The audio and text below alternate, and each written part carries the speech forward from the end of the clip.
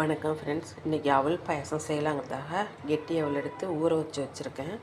ஒரு டம்ளர் பால், கொஞ்சம் வெல்லம், முந்திரி பருப்பு இல்லை, நல்லா பாதாம் பருப்பு ஊற வச்சு உரித்து வச்சுருக்கேன்.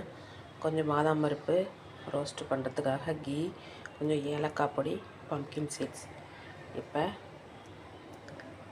அவல் பாயசம் ரெடி பண்ண போகிறேன்.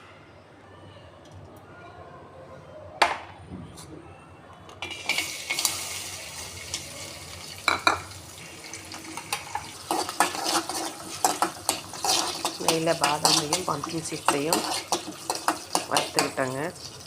அதோட ஊற வச்ச அவலையும் போட்டுட்டேன். அதுக்கு எடுத்து வச்சுருந்த வெல்லத்தையும் அதோட சேர்த்துட்டேன். பால் ஒரு டம்ளர் எடுத்து வச்சுருந்தேன். அந்த பாலையும் அதோட சேர்த்துக்க போகிறேன். சுவையான அவல் பாயாசம் ரெடி. கொஞ்சம் ஏலக்காய் பொடி தூவிட்டேன். கொஞ்சம் குங்குமப்பூ இருந்துச்சு, குங்குமப்பூவையும் போட்டுட்டேன். அவ்வளோதாங்க. இந்த வீடியோ பிடிச்சிருந்ததுன்னா லைக் பண்ணுங்கள், கமெண்ட் பண்ணுங்கள், சப்ஸ்கிரைப் பண்ணுங்கள். Thank you friend.